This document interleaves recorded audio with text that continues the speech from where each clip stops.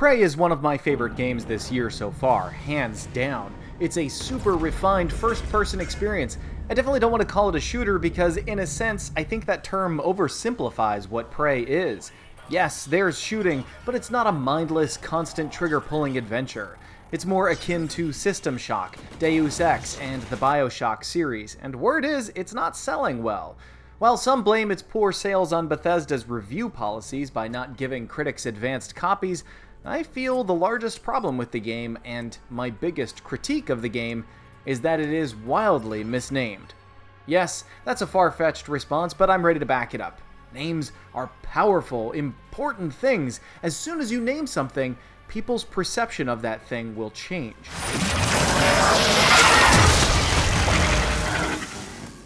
But before I talk about that, I want to go over what I feel the game does right. Please note, this video is going to be full of spoilers. Listen, just be yourself. I'll see you after. Prey starts off with the protagonist, Morgan Yu, waking up and answering a phone call from Alex Yu, Morgan's brother. Morgan travels to her brother's location to undergo a series of personality tests before leaving for Talos 1, a city-sized research station orbiting the Earth's moon. A nebulous creature attacks the exam's proctor, Morgan passes out, wakes up, and does it all over again. But this time, Morgan finds out that everything has been a gigantic simulation. It is one of the coolest introductions to a video game in recent history.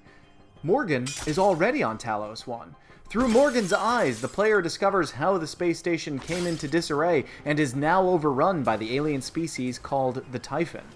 Morgan's brother Alex, the director of the station, is alive, and he gently tries to nudge Morgan into doing what he sees is the right thing while massaging her memory back into place. Simultaneously, an AI called January, using the protagonist's own voice, directs the player into the opposite direction. January allegedly is built and programmed by Morgan in case of this exact scenario playing out. Please be careful. From the station, get to a safe area. Check your surroundings. Walls, floor, ceiling, then pull yourself in. It's up to the player to explore the space station, upgrade his or herself using neuromods, Typhon DNA enhancements similar to plasmids from BioShock, and then make an ultimate decision. Destroy all Typhon aboard Talos 1 but save all the research, or destroy all of Talos 1 and all survivors along with it to prevent humanity's potential destruction by the Typhon. There are several endings to the game, but nothing majorly different. It's more interesting to see how you would personally play. Do you choose to destroy the station? And if you make that decision early on, do you help the few survivors left knowing that they're doomed?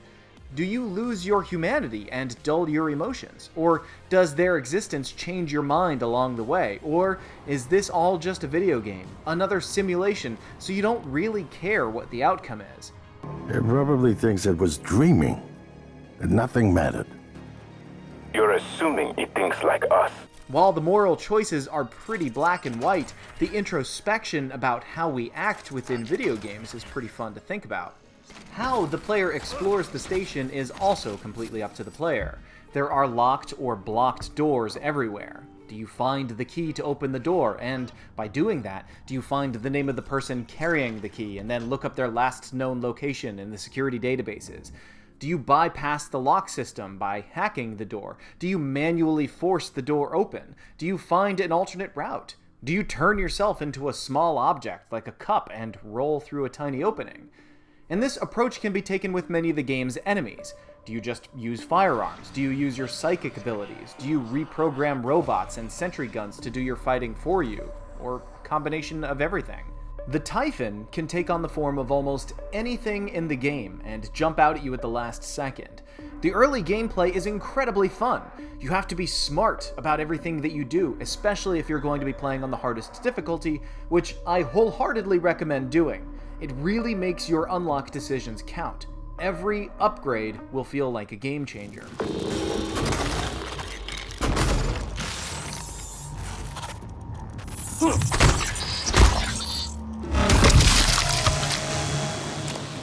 While the freedom of how to play is a huge high point for me, it's not the only thing about the game that I love. It's got a great sense of style, showing off Art Deco and retro-futuristic designs.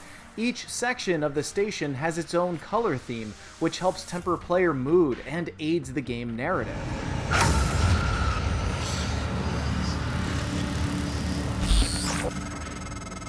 That was a phantom.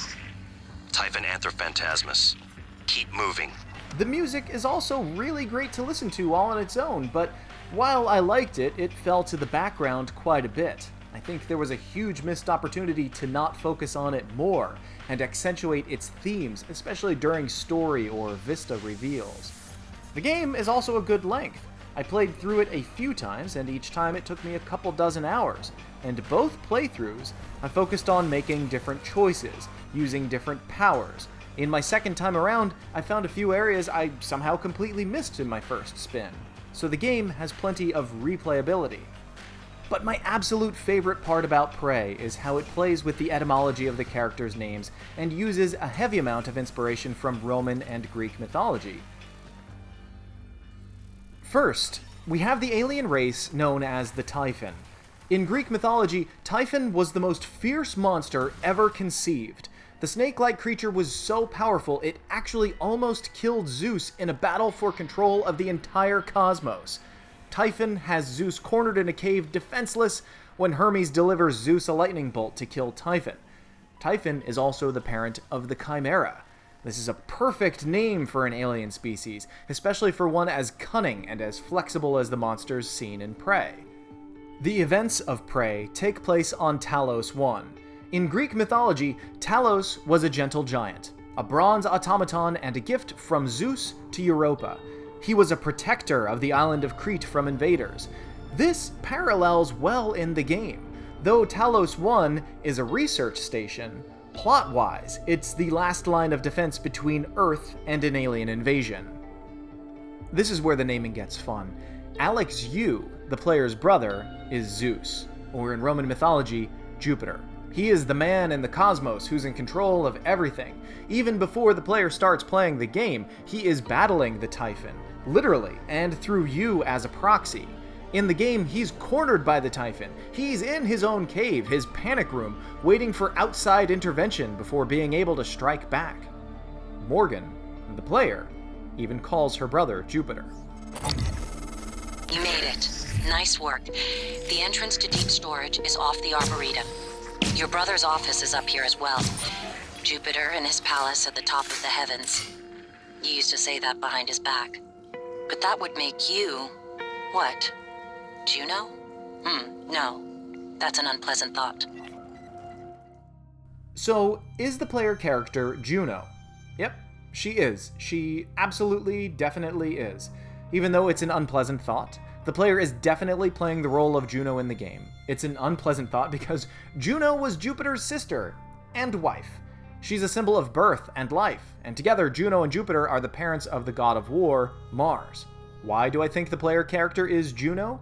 Because of the robot programmed with your own AI, who speaks to the player using your own voice and ideas, essentially a voice in your own head.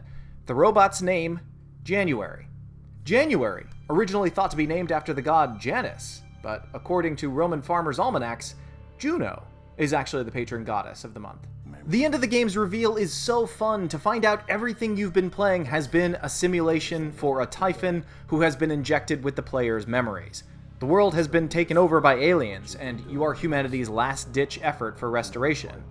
So, as the offspring of Jupiter, Juno, and/or Typhon, does that make the player the god of war, or the Chimera? And the player gets to make that choice. Do you destroy humanity, or do you go on to fight and save it?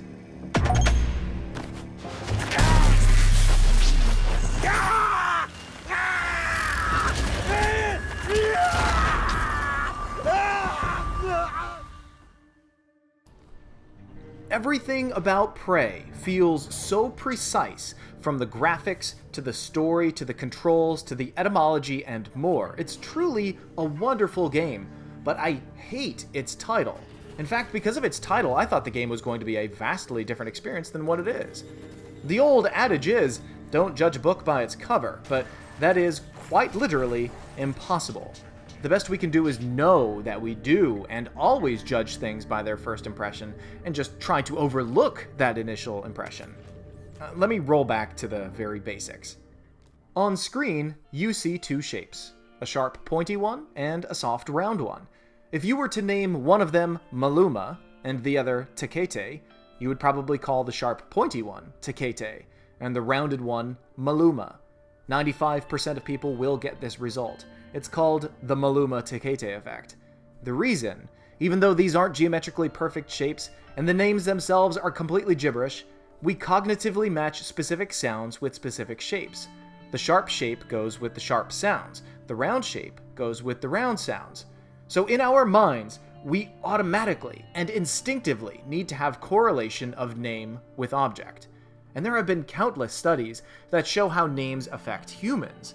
Your name can unconsciously affect how people treat you, which jobs you get, or whether or not you're going to attend college.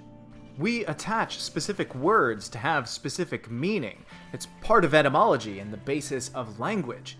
Etymology of names is super important, especially if you're in the business of storytelling and entertainment. Something that the writers of Prey absolutely understood in their clever naming schemes for the characters and the places within the game.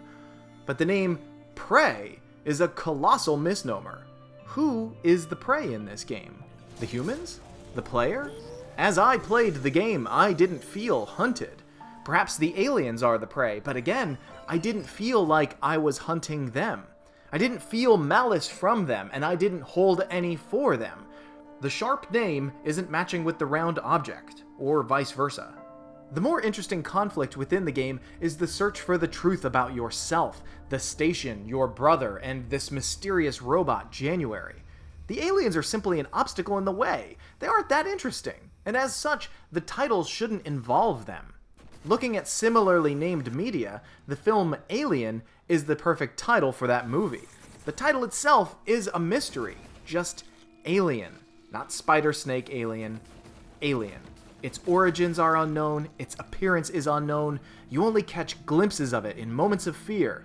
The vagueness of the title matches the mystery of the monster on screen. And Predator is also a perfect title. The Predator is just that, the universe's perfect hunting machine. The xenomorph is the alien, the Predator is the predator.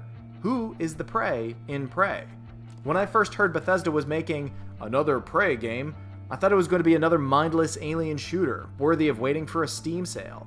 Now after completing the game, I feel like Bethesda paid for the franchise rights for Prey and just shoehorned the name onto a different game and hoped that the sales would be driven by nostalgia. But who wants another reboot? When looking at similarly themed games, the naming fits so much better. Even without playing the games, consumers can make some good assumptions about them. System Shock, BioShock, Dead Space, Deus Ex. All of these titles fit Prey better than Prey fits itself. Is it too late to go back and rename it? Maybe call it the Talos Principle. Has that been taken?